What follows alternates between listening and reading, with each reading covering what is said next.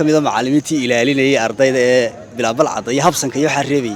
ayaa arday mooday deetana dhagad buu dabada ay qabtay mar dambe ardayda ilaalinay war kada macallinkii waayo waan isleekeen waqti miriga wadayaal wali waxaan ku jirnaa barnaamijka soo xiritaanka imtixaanaadka Soomaaliland oo hadda la soo gabagabeeyay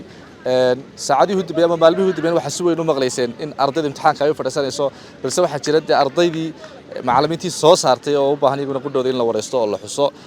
waxa halkan barbarka taagan mid ka mid ah macallimiinta Soomaaliland sanado badanna sidoo inoo sheegi doono dhigayay waxbarashada kala duwan waan ku soo dhaweeyay marka hore bal magacaaga iyo iskuulka adigtay iyo waliba xilligaad bilowday macallinimada aad iyo aad ka mahadsan walaal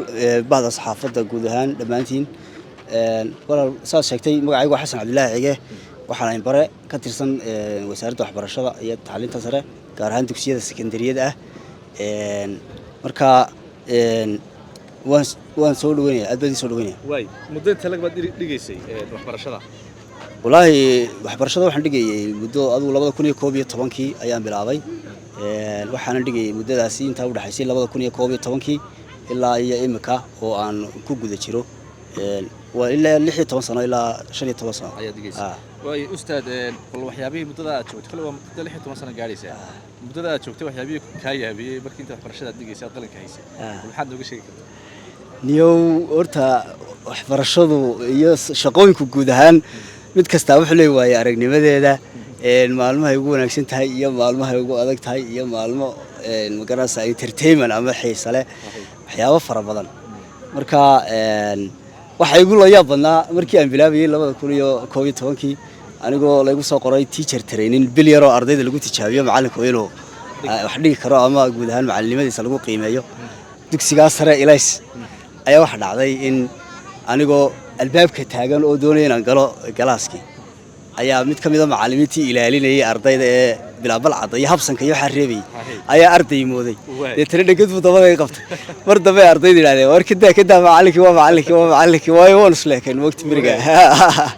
kada hal xilliga ma aad baad kullu u yaray imka ugu yara buro laakiin guud ahaan hadana marka hore macallin iska la yaraanayo ma garanaysaa ardayda iska leeg ma laha saasay way ugu dambeyn imtixaankii Soomaaliland iyo dhalinyarada hadda waa la soo gabagabeeyay bal fariinta aad u dirayso guud ahaan ardayda imtixaanka maanta sida fiican ugu shaqeeyay wallahi ardaydu guud ahaan sanadkan iyo sanadadii dambe marka aad eegto marka loo eego sanadkan aad bay wanaagsan yihiin jawiga imtixaanku way wacyigelin fiican baa la siiyay oo waa la dadaalay oo wacyigelin fiican baa la siiyay oo waxaad moodaa inay magaranaysa ardayda qishkii iyo wixii laga yara update gareeyay oo la isku yara hawlay la isku yara xilqaamay waana baraarugsanaayeen si fiican ayay waxaan u sii hayeen iyo waalidiintu marka guud ahaan uu ka nabdoon yahay sanadadii hore marka loo eego waanu ka yara hawl yar yahay oo ka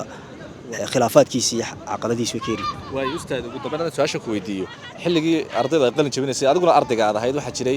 qaab marka ardaydu imtixaanka dhameeyaan ay u xusaan maalmahaas oo kale imika samaacadaad ku arkaysaa in meel walba lagu sito qaarkood qalmaan ku qoriyaan shaararkii iyo dalada xidhaayeen xilligiini bal maxay isbedelay labada faqri maxaa u dhaxeeya xilliga iyo xilligan waa farqi weyn baa u dhaxeeya markii aanu wax baranaynay xitaa marka anaga laga imaado idinkoo kale lodka marka laga imaado isbedel ba oo ay saxaafadu kamid tahay iyo waxyaabaha tiknoolajiyada update-ka dunida uu kamid yahay marka anagu xiliyadeedii oo kale waxa dhici jirtay xitaa in la kala badbedelo goobaha oo